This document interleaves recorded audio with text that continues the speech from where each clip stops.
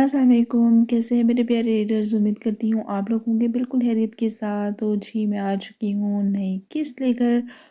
उम्मीद करूँगी कि ये किस्त आप लोगों को अच्छी लगेगी। अच्छी लगे बुरी लगे चाहे जैसी भी लगे, कमेंट सेक्शन में अपनी राय का इजहार लाजमी करना है। इवन दो अब जो रिस्पॉन्स है वो लाइक 30% भी नहीं है जो पहले आता होता था। मुझे नहीं पता है क्या वजह है। स्टोरी शायद आप लोगों को अच्छी नहीं लग रही या नॉवल कंप्लीट होने का इंतज़ार कर रहे हैं। पता नहीं क्या वजह है, क्योंकि मैं तो अपनी पूरी एफर्ट डाल रही हूँ, पूरी कोशिश कर रही हूँ कि आप तक एपिसोड वक्त पर पहुँचाई जाए, लेकिन पता नहीं कहाँ मसला आ रहा है। खैर, जो लोग रीड करते हैं वो लोग प्लीज़ कमेंट कर दिया कर, इससे मुझे मोटिवेशन मिलेगी और मैं इंशाल्लाह ताला ज़्यादा अच्छा लिख के आप तक आया करूँगी। लाइक कर दिया करें वीडियो को। जिन्होंने अभी तक चैनल को सब्सक्राइब नहीं किया वो प्लीज़ प्लीज़ प्लीज़ सब्सक्राइब कर दिया करें चैनल को। उसके बाद आप बेशक पढ़ें नॉवल, कोई उस तरह एतराज़ नहीं है, बस एक रिक्वेस्ट है।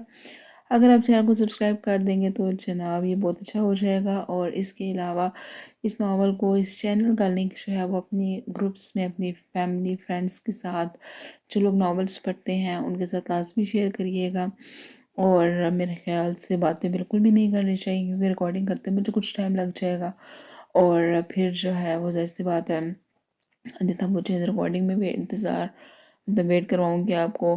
मज़ीद उतनी देर हो जाएगी एपिसोड अपलोड होने में, सो हम बातें नहीं करते, अपनी एपिसोड की तरफ चलते हैं। हर सितम बेमिसाल किस्त नंबर 9। अच्छा मेरी बहादुर बेटी, तुम रोना तो बंद करो। वो सब इस वक्त आफरीदी विला वापस आ चुके थे।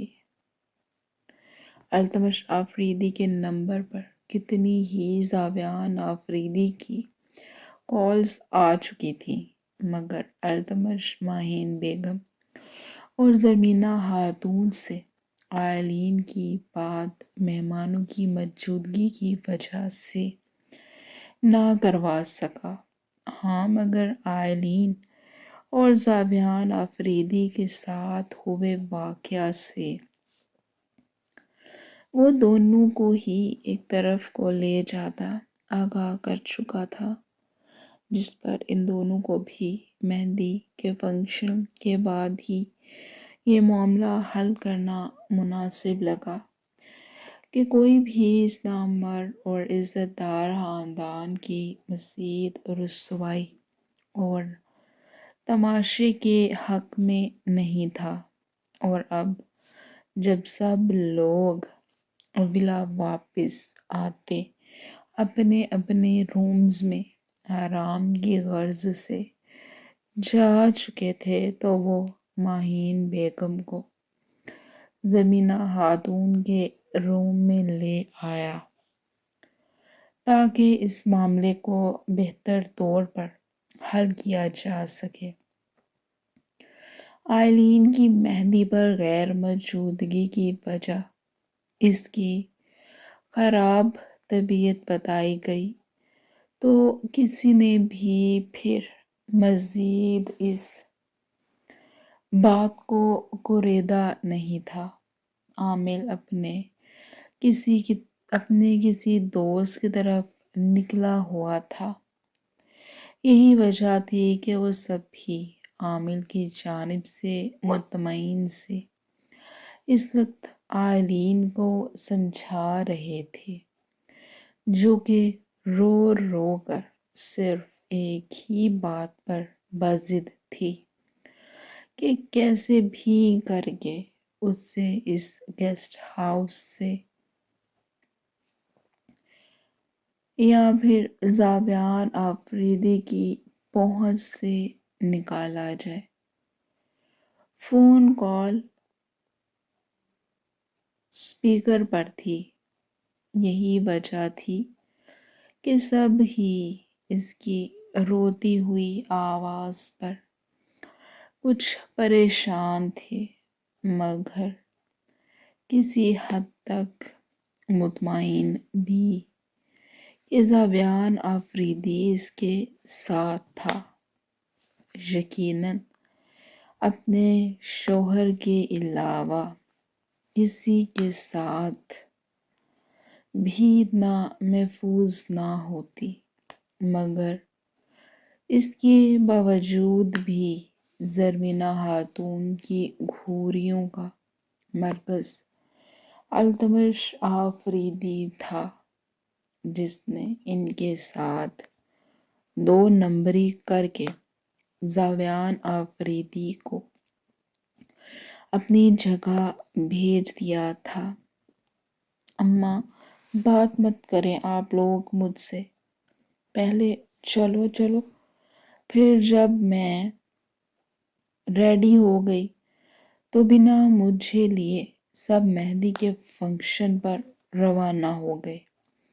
ماہین بیگم جو کہ اسے سمجھا سمجھا کر تھک گئی تھی، مگر آئلین کی عقل میں بروقت کوئی بھی بات کہاں سما پاتی تھی، اس کی اسی گردان پر سرد سانس بھر کر رہ گئی تھی۔ ماہین ادھر میری بات کرواؤ، زرمینہ خاتون سے مزید اس کا یہ رونا برداشت نہ ہوا تو ماہین بیگم سے موبائل فون لیتی گویا ہوئی تھی، آئلین بیٹی، صرف ایک رات کی بات ہے، صبح ہوتے ہی میں خود آ جاؤں گی تمہیں لینے۔ اب رونا دھونا بند کرو۔ انہوں نے نہایت سنجیدگی سے آئلین کو سمجھانا چاہا تو آگے سے کوئی بھی جواب نہ آیا۔ ماتھے پر بل ڈالے انہوں نے اسکرین کو ایک نظر دیکھا جہاں کال ہنوز چل رہی تھی۔ ہیلو، آواز آ رہی ہے؟ انہوں نے پھر سے کنفرم کرنا چاہا۔ اماں، مجھے کسی سے بھی کوئی بات نہیں کرنی، آپ پلیز آ جائیں یہاں، یا پھر آمن لالا کو بھیج دیں۔ آئلین کی اس حرکت پر ماہین بیگم اور التمش نے زرمینہ خاتون کے چہرے کی جانب دیکھا تھا، جن کا دھواں دھواں ہوتا چہرہ ان کی اندرونی حالت کی اچھے سے ترجمانی کر رہا تھا۔ انہیں کسی صورت بھی اپنی بے عزتی منظور نہیں تھی۔ ماہین بیگم تو ان سے نظریں چرا گئیں۔ دوسری جانب آئلین کی پشت کو گھورتا زاویان بھی اس کی ہمت پر داد دینے کے انداز میں آئی برو اچکا گیا، یعنی اس پوتی کی اپنی دادی سے بھی ناراضگی چل رہی تھی، لیکن وہ اس بات سے بھی واقف تھا کہ اب یقیناً اس کی جو عزت زرمینہ خاتون سے ہونی تھی، اس نے آئلین کو مزید دکھی کر دینا تھا، جو کہ پہلے ہی رو رو کر خود پر ہوئے ظلم کی داستان ان کو سنا رہی تھی۔ وہ اس کی یہاں سے جانے کی اصل وجہ سے بھی واقف تھا کہ وہ اس سے بھاگ رہی تھی۔ ایک ہی روم میں تنہائی میں رات کے اس پہر وہ زاویان آفریدی سے دور جانے کے لیے رو رو کر ہلکان ہو رہی تھی۔ بس بھی کر دو لڑکی، کچھ گھنٹے ہی تو باقی ہیں، صبح جیسے ہی رستہ کلیئر ہوتا ہے میں آ جاؤں گا تمہیں لینے۔ زرمینہ خاتون کا لال بھبھوکا ہوتا چہرہ دیکھ التمش آفریدی نے بر وقت موبائل فون زرمینہ خاتون سے واپس لیتے بات کو سنبھالنا چاہا تھا، کیونکہ اس کارنامے اور نتیجے میں ہوئی کارروائی کا صحرا آ جا کر اس کے سر ہی سجنے والا تھا۔ لالا، آپ تو مجھ سے بات ہی نہ کریں، یہ سب آپ کی وجہ سے ہی ہوا ہے۔ آپ ہی نے اپنے بیسٹ فرینڈ کو مجھے لینے بھیجا ہے۔ خود کو گھوٹتی ان دونوں خواتین کو ہونٹ پھیلائے ہلکی سی مسکراہٹ کے ساتھ دیکھتے اس نے ماتھا مسلتے بات کو بدلتے آئلین کا دھیان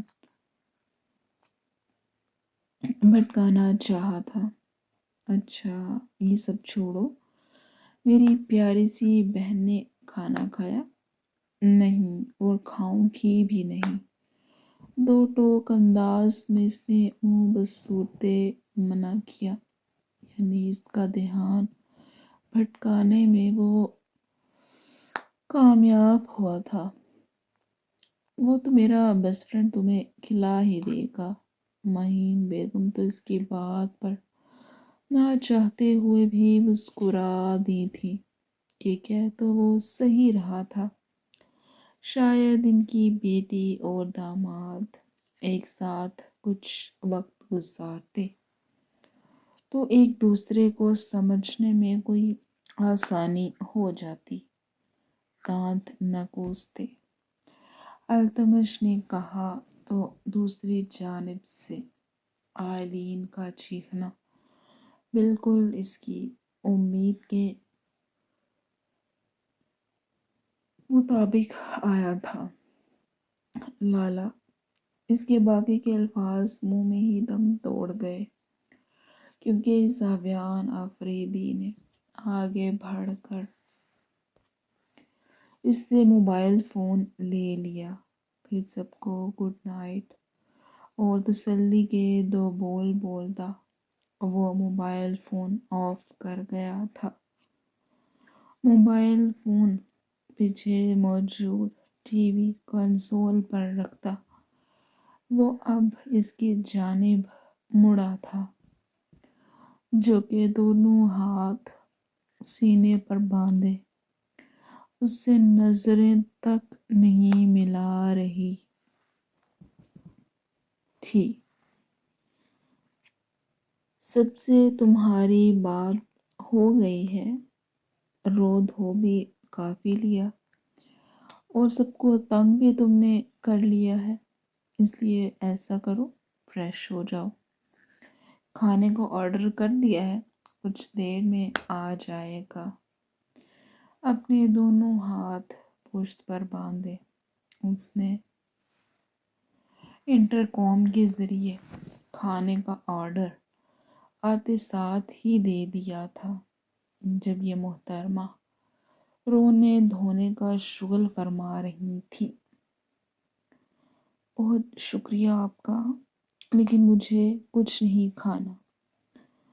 اپنے بھاری ڈریس کو آگے سے اٹھاتی وہ اس کے قریب سے گزرتی کھڑکی کا پٹ کھول کر کھڑی ہوئی تو ایک دم اپنی غلطی کا احساس ہوا تھا۔ جو روم پہلے ہیٹر کی حدت کی وجہ سے پرسکون تھا، کھڑکی کے کھلے پٹ سے آتی ٹھنڈی برف ہوا کے تھپیڑوں نے اسے کانپنے پر مجبور کر دیا۔ وہ تو اس شخص سے فاصلہ بنانے کے چکروں میں تھی جس کا خمیازہ اسے اس صورت بھگتنا پڑ رہا تھا۔ کچھ دیر تو وہ اس کی پشت کو گھورتا رہا، پھر زاویان آفریدی سے اس کی کانپتی سفید پڑتی حالت बर्दाश्त ना हुई तो इसकी बेवकूफ़ी पर मुंह ही मुंह में बुड़बुड़ाता इसकी जानिब बढ़ा था। इसे नरमी से बाजुओं से थामे वो खिड़की के खुले दोनों पट बंद करते उससे जैसे इजी करने के लिए गोया हुआ। लेकिन जहाँ तक मेरे इल्म में बात आई है, तुमने कल रात से ढंग से खाना नहीं खाया, इसलिए फ्रेश हो जाओ। बाथरोब वॉशरूम में मौजूद है। ये भारी गैर आरामदाह ड्रेस चेंज कर। जावियान आफरीदी ने बेड की जानिब बढ़ते अब भी नॉर्मल अंदाज में कहा था, जबकि दिल की हालत तो इससे बिल्कुल उलट थी।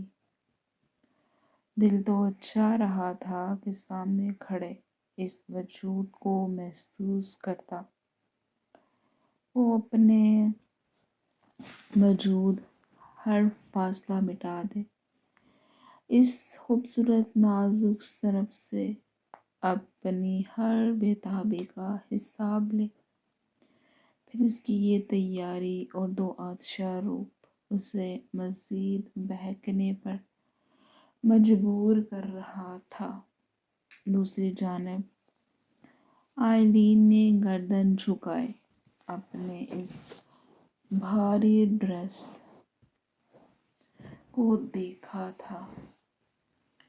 एकदम से ही अपने इस भारी ड्रेस से उसे उलझन और कोफ्त महसूस होने लगी, तो वो बिना कुछ भी कहे वॉशरूम की जानिब बढ़ गई थी।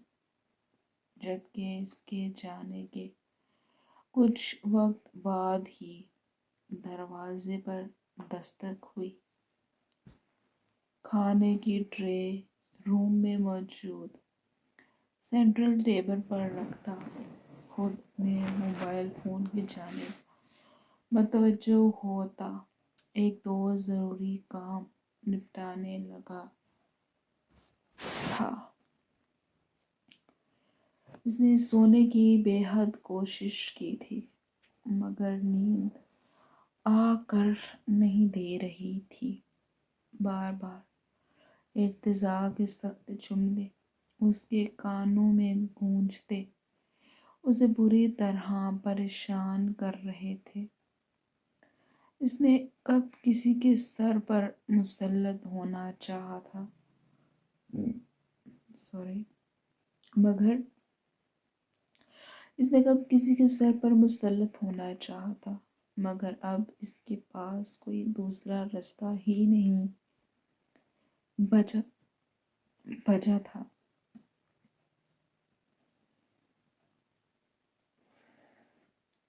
बिलाहिर तंग आती वो बेड पर लेटे से उठ बैठी थी। पूरे कमरे में नज़र घुमाई तो बेसाख्ता इस रूम में गुजरी अपनी अच्छी बुरी यादें जहन की स्क्रीन पर चलने लगी थी। आज शायद उसकी इस रूम में आखिरी रात थी। कल से उसकी ज़िंदगी बिल्कुल ही बदलने वाली थी। जाने आने वाली ज़िंदगी उसके लिए क्या समेटे हुए थी, आगे क्या इम्तिहानात थे जिनको उससे सर करना था। इसने कभी भी अपनी शादी के बारे में कोई बहुत खूबसूरत ख्वाब नहीं सजाए थे। वैसे भी आइलीन की शादी के बाद की हालत देख तो वो वैसे ही शादी से दूर भागने लगी थी, मगर किस्मत की सितम ज़रीफ़ी कि उससे इसकी बड़ी बहन के आशिक के साथ ही शादी करने पर मजबूर कर दिया गया था। सांस भरते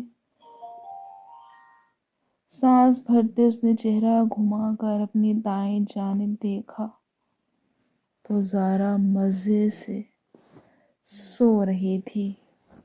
ज़ारिया को बेसाहता उसकी बेफिक्र शख्सियत पर रश्क आया था।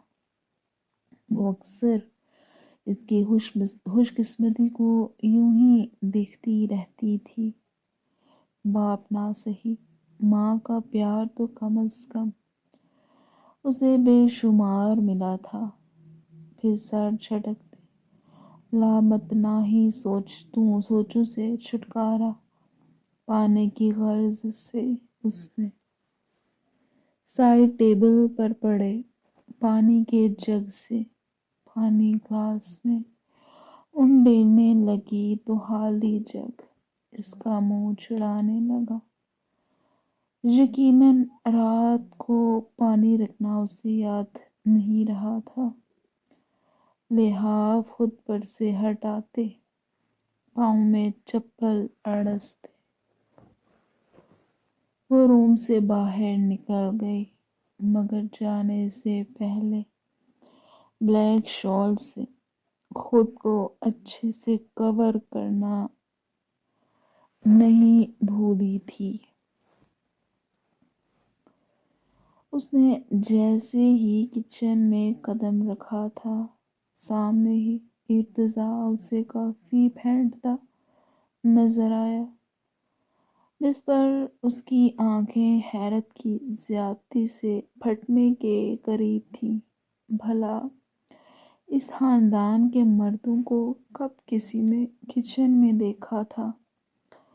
दूसरी जानब इर्तिजा ने भी ज़ारिया को दरवाजे पर खड़ा देख गहरी सांस भरते रुख कदरे दूसरी जानिब फेर गया, जो कि इसकी ज़ारिया से उकताहट का मुंह बोलता सबूत था।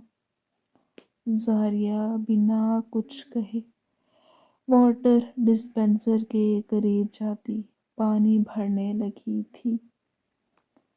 पानी भरने के बाद वो भी इसी कश्मकश में थी कि वो जाए या फिर इर्तिजा को कॉफ़ी बना कर दे या ना। फिर किसी फैसले पर पहुंचते सर झटकते वो जग शेल्फ पर रखती इर्तिजा की जानिब मुतवज्जो हुई थी। दे, मैं बना दूं कॉफ़ी आपको। कॉफ़ी फेंटते इर्तिजा के हाथ कुछ सेकंड्स के लिए थमे थे। वजह बीटर एक दफ़ा फिर से चलने लगा था। मतलब साफ था कि इसकी ऑफर की इससे कोई ज़रूरत नहीं। मुझे लगा, तुम्हें क्या लगता है क्या नहीं, मुझे इससे कोई फ़र्क नहीं पड़ता। अपने काम से काम रखा करो। बिना इसकी बात पूरी होने से पहले ही वो बीटर सिंक में फेंक दे, दूध कप में उंडेलते किचन से ये जा वो जा। जबकि इसके बाद ज़ारिया गहरी सांस भर कर रह गई थी। जितना वो मामलात को संभालने की कोशिश कर रही थी, उतने ही मसले बढ़ रहे थे। ठीक है, अगर शादी इर्तिजा की मर्जी की नहीं हो रही तो कौन सा ज़ारिया इर्तिजा से शादी के लिए मरे जा रही थी। हस्बैंड वाइफ की तरह अगर नहीं तो कम अज़ कम दोस्तों की तरह तो वो एक दूसरे के साथ रह ही सकते थे, मगर नहीं। शायद इर्तिजा का उसे जी भरकर जलील करने का मूड था। यही सब सोचते वो किचन से निकलते अपने रूम की जानिब चल दी।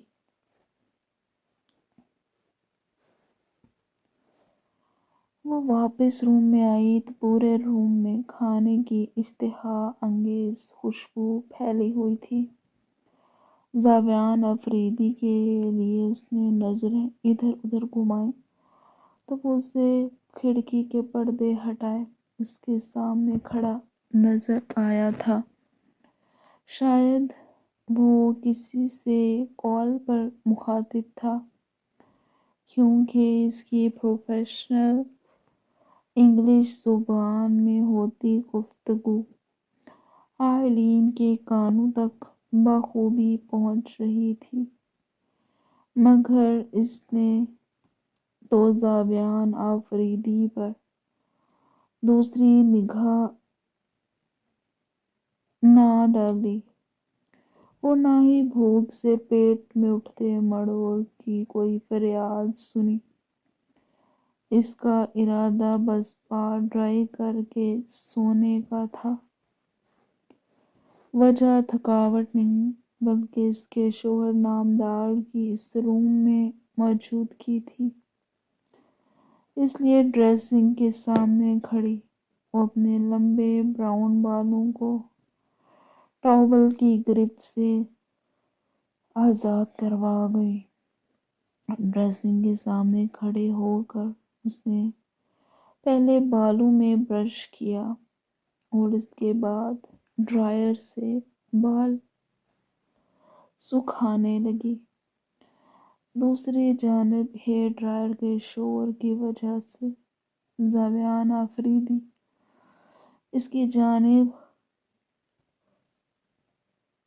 متوجہ ہوا تھا۔ وہ کچھ انتظار بھی کر سکتی تھی کہ وہ ایک ضروری فون کال سن رہا تھا، مگر اسے سمجھائے کون، اس لیے وہ بنا اسے کچھ بھی کہے روم کے ساتھ موجود بالکنی میں چلا گیا۔ گو کہ باہر کی ٹھنڈ نے اس پر کپ کپی طاری کر دی تھی، مگر جانتا تھا کہ محترمہ کو کم از کم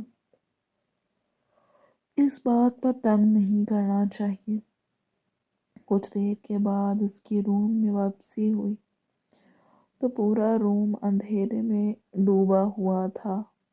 اس نے آگے بڑھ کر سائڈ ٹیبل پر پڑا لیمپ آن کیا تو سنہری روشنی نے روم میں مختصر مگر مناسب سے احاطے پر سنہری روشنی بکھیر دی۔ بیڈ پر نظر اٹھی تو محترمہ خود کو سر تک بلینکٹ میں لپیٹے خود کو سویا ہوا ظاہر کرنے لگی۔ سینٹرل ٹیبل پر دیکھا تو کھانا جوں کا توں پڑا نظر آیا تھا، جس پر اس کے ماتھے پر بل پڑے۔ اب اسے آئلین کی ان حرکتوں پر غصہ آنے لگا۔ ناراضگی اس سے تھی، کھانے سے نہیں، جو وہ اپنی صحت کو لے کر اس طرح لاپرواہی کا مظاہرہ کر رہی تھی۔ آئلین، گیٹ اپ، اٹھو اور کھانا کھاؤ۔ اب کی بار زاویان آفریدی نے کچھ سختی سے کہتے ساتھ اس کے سر پر لپٹے لحاف کو کھینچتے کہا، کیا مسئلہ ہے آپ کے ساتھ؟ نہیں کھانا مجھے کچھ بھی۔ وہ ایک بار پھر سے لحاف منہ سر تک لیے کروٹ بدل کر سوتی بن گئی۔ اٹھ جاؤ، جانتا ہوں تم بھوکی اتنی کچی ہو، کھانے سے کیا ناراضگی؟ زاویان آفریدی نے اس کے پاس ہی بیڈ پر جگہ بناتے بیٹھتے پیار سے ہی کہا تھا کہ غصے کا کوئی بھی خاطر خواہ نتیجہ کہ غصے کا کوئی بھی خاطر خواہ فائدہ اسے ہوتا نظر تو نہیں آیا تھا۔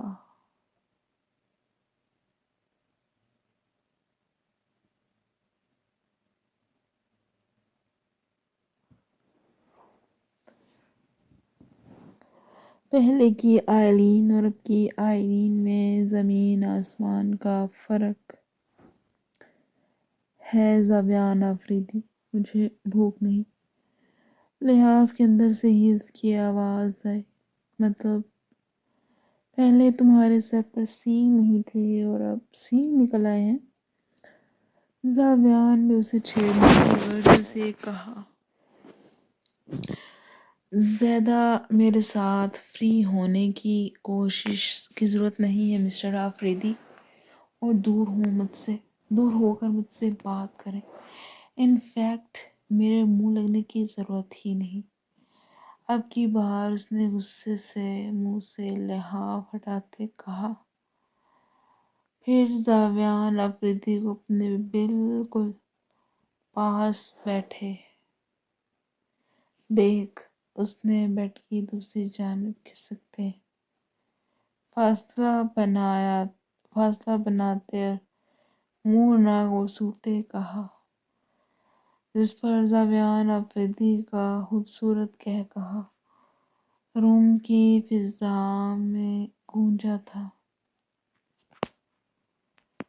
اچھا چلو یہ سارے معاملات کھانے کے بعد طے کر لیتے ہیں، ابھی کھانا کھاؤ، ورنہ دوسری صورت میں تمہیں کھانا کھلانے کا کام بھی میں بخوشی کر لوں گا۔ اب بتاؤ، اٹھ رہی ہو یا میں کھانا لے کر ادھر آؤں؟ بیڈ سے اٹھتا ہاتھوں میں رسٹ واچ اتار کر سیٹل پر رکھ کر گویا ہوا تھا۔ دوسری جانب آئلین جانتی تھی کہ اس پہاڑ جیسے مضبوط وجود کا مقابلہ وہ نہیں کر سکتی، اور بھوکے پیٹ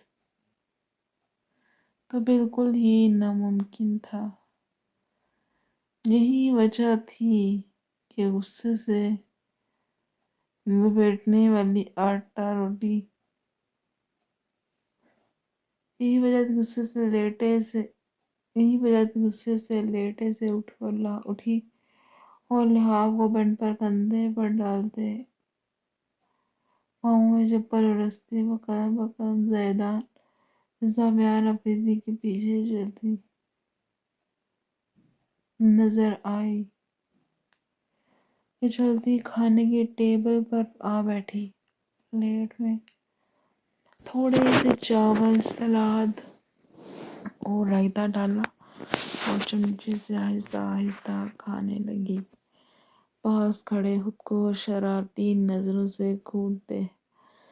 زاویان آفریدی پر اس نے دوسری نگاہ نہیں ڈالی تھی، جبکہ زاویان آفریدی کا دل اور زبان صرف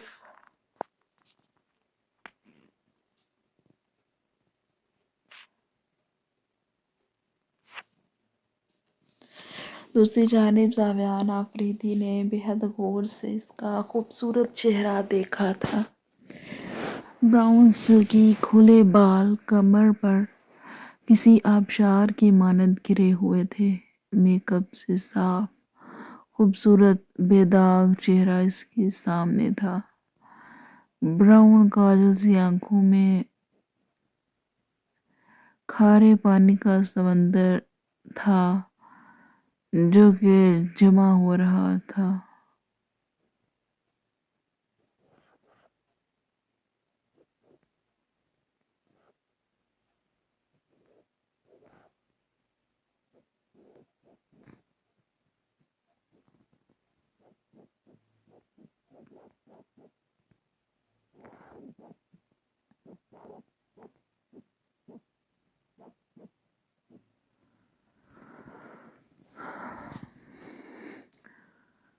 बड़ी का ब्राउन कांच सी आंखों में खारे पानी का समंदर था जो कि बाहर आने को मचल रहा था, मगर वो खुद पर जब्त के कड़े बंद बांधे उसे बाहर निकलने का रास्ता ना देने के चक्कर में बुरी तरह हलकान हो रही थी।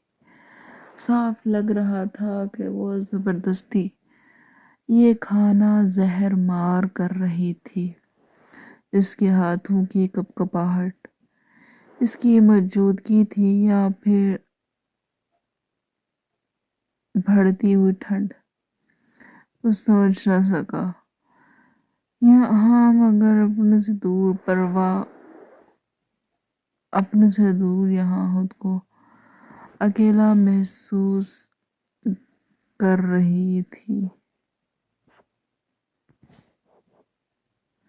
जावियान अफरीदी मासूम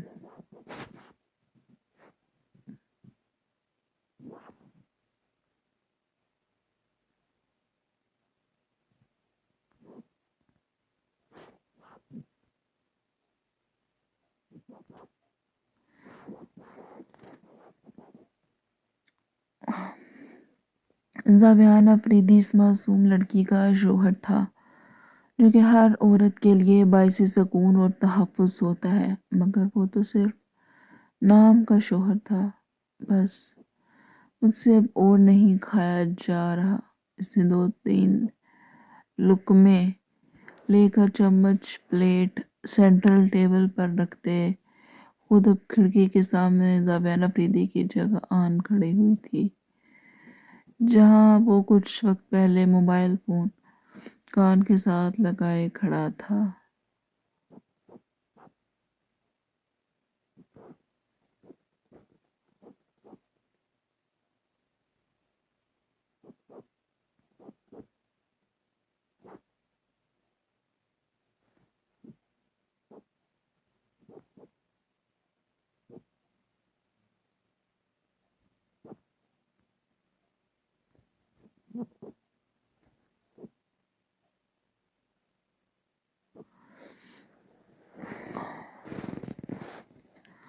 जहाँ वो कुछ वक्त पहले मोबाइल फ़ोन कान के साथ लगाए खड़ा था, दोनों बाजू सीने पर बांधे वो बाहर दूर दूर तक फैली रोशनी पर अपनी कांच जैसी ब्राउन आंखें मरकूज कर गई थी।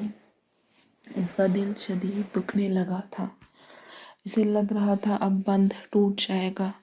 वो रोना नहीं चाहती थी और इस शख्स के सामने तो बिल्कुल भी नहीं रोना चाहती थी, और जो कि इसकी इस हालत का ज़िम्मेदार था। फिर ज़्यादा देर वो खुद पर अपने आंसुओं पर काबू ना रख सकी थी और आंसू खामोशी से खूबसूरत रुखसारों पर आ गिरे थे। वो क्यों रो रही थी? अपनी हालत और बेबसी पर, या फिर जावियान आफरीदी की इस रूम में इसके साथ मौजूदगी पर? जावियान जो कि इसकी हर हरकत पर नज़रें टिकाए हुए था, आराम आराम से चलता हुआ इसके पीछे इसके बेहद करीब आ खड़ा हो गया। उसे कंधों से थामे इसका रुख अपनी जानिब मोड़ गया था, जो कि उससे नज़रें चुराने पर अपना आप छुपाने के लिए हलकान हो रही थी। इसका चेहरा ठोरी से थामे अपने सामने करता वो इसकी ज़रूरत से ज़्यादा सुर्ख पड़ते चेहरे और आँखों को भागोर देख रहा था। क्यों मुझे तकलीफ़ दे रही हो? तुम्हें क्या मुझे दुख दर्द देकर खुशी महसूस होती है? मेरी बेबसी पर, मुझे बार बार धुतकारने पर क्या तुम्हें बहुत तस्कीन और सुकून मिलता है? मुझे यूं खुद के लिए तड़पते देख बहुत खुशी महसूस करती हो तुम अच्छे से जानती हो मैं कितना तुम्हारे लिए तड़प रहा हूँ, कितना तुम्हें महसूस करने के लिए बेचैन हूँ, मगर तुम جان کر مجھ سے نگاہ چراتی ہو، مجھ سے کترا کر نکل جاتی ہو، مجھے اگنور کرتی ہو۔ زاویان آفریدی کے ان الزامات پر آئلین نے بے حد مشکل سے اپنی براؤن آنکھیں اٹھا کر اس شخص کی سبزی مائل آنکھوں میں دیکھا تھا۔ یہ الزامات کہاں اسے برداشت ہوئے تھے۔ ایک زخمی سی مسکراہٹ اس کے ہونٹوں پر بکھری تھی۔ اپنے بارے میں کیا خیال ہے آپ کا؟ سارے الزام، سارے گناہ میرے کھاتے میں ڈال دیے، اور خود کیا کیا تھا آپ نے میرے ساتھ 2 سال پہلے؟ 2 سال سے گزرتا ہر لمحہ، ہر پل میں کس اذیت میں رہی، کس تکلیف میں رہی ہوں، اس کا کوئی حساب نہیں ہوگا۔ خود پر لگے ان بے بنیاد الزامات پر وہ بھی بھڑکی تھی۔ اس کے دونوں ہاتھ اپنے کندھوں سے جھٹکتے، وہ قدم پیچھے لیتے، چیخ ہی تو اٹھی تھی۔ لیکن میں ازالہ کرنے کو تیار ہوں۔ زاویان آفریدی نے پھر سے اسے تھامتے جیسے منانا چاہا تھا۔ اس کا کوئی ازالہ نہیں ہو سکتا زاویان آفریدی، اور اگر ہے تو وہ صرف طلاق کی صورت ہوگا۔ اب کی بار زاویان آفریدی کے ہاتھوں کو جھٹکتے اس نے رخ پھر سے کھڑکی کی جانب موڑ لیا تھا۔ اچھا، اگر واقعی ایسا ہے تو میری آنکھوں میں آنکھیں ڈال کر کہو آئلین زاویان آفریدی، کہو میری آنکھوں میں آنکھیں ڈال کر کہ تم مجھے بھول چکی ہو اور ہمارے راستے الگ کرنا چاہتی ہو۔ ایک جھٹکے سے اس نے اس کا نازک بازو اپنے مضبوط ہاتھ کی گرفت میں لیا، وہ دوسرے جھٹکے سے وہ اسے اپنے بے حد قریب کر چکا تھا۔ آئلین کو زاویان آفریدی سے اس حملے کی توقع نہیں تھی۔ یہی وجہ تھی کہ کٹی ڈھال کی طرح اس کے سینے کے ساتھ آ لگی۔ اپنے ہاتھ کے نیچے وہ زاویان آفریدی کی دھڑکنوں کا شور بخوبی محسوس کر سکتی تھی۔ اس کے چوڑے سینے کے ساتھ لگی وہ اس کی پرحدت سانسوں کے گرم تھپیڑے اپنے چہرے پر محسوس کرتی بے حال ہو رہی تھی۔ دفتن باہر ایک زوردار دھماکے کی آواز گونجی، شاید بجلی گری تھی۔ اس کے ساتھ ہی نہ صرف روم میں واحد جلتا لیمپ بند ہو گیا تھا، بلکہ اس گہرے سناٹے اور خاموشی میں دور دور سے آتی جانوروں کی آوازیں ماحول کو مزید ہیبتناک بنانے لگی تھیں۔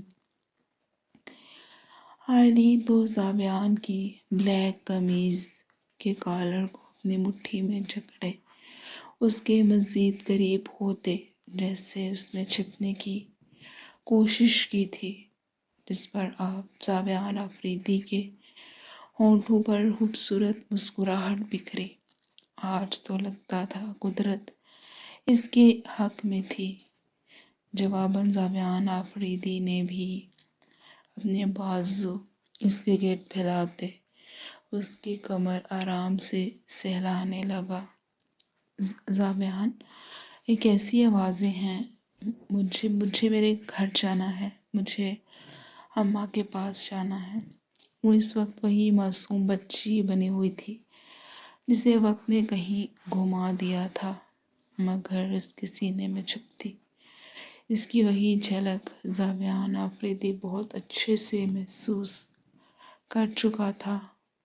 باقاعدہ روتے وہ جیسے اس میں پناہ ڈھونڈتے زاویان آفریدی کا امتحان لینے پر تلی ہوئی تھی۔ جواباً زاویان نے جیسے تمام ہتھیار ڈالتے اس کی ہچکیوں زدہ وجود کو ذرا سا جھک کر اپنے مضبوط بازو میں اٹھا لیا۔ اس کے ماتھے پر اپنے سلگتے لب رکھتے اس خوبصورت نازک وجود کو اپنے حصار میں لیے بیٹھ کے جانب بڑھا تھا۔ پھر اسے احتیاط سے بیڈ پر لٹا دیا۔ بس کچھ نہیں ہوا، میں ہوں نا تمہارے پاس، ڈرو مت۔ آج میں تمہارے سارے گلے ناراضگی دور کر دوں گا آئلین۔ آج میں تمہارے تمام زخموں کا بداوا کر دوں گا۔ میں اب مزید تمہیں کسی بھی تکلیف میں نہیں دیکھ سکتا۔ وہ اس کے ڈرے سہمے چہرے اور بہتے آنسوں کو صاف کرتا گویا ہوا تھا، پھر آہستہ آہستہ اس کے وجود پر قابض ہوتا، جیسے اس کی ان 2 سالوں کی تکلیف کا مداوا وہ اپنے لمس اور محبت سے دور کرنے لگا۔ دوسری جانب آئلین کو جب تک ہوش آئی تھی تب تک بہت دیر ہو چکی تھی۔ زاویان آفریدی مکمل طور پر اس پر جھکا، اس کے احتجاج اور گریز کے تمام راستے بند کر چکا تھا۔ وہ جتنا بکھر رہی تھی، زاویان آفریدی اسے اتنا ہی خود میں سمیٹے چلا جا رہا تھا۔